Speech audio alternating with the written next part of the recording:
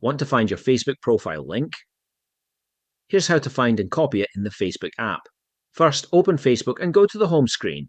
Tap your profile icon. This will take you to your Facebook profile. Now tap the three dots next to Edit Profile. Scroll down until you find Copy Profile Link. Tap Copy Profile Link. And that's it. Your Facebook profile link has now been copied. You can paste it wherever you want to share your Facebook profile.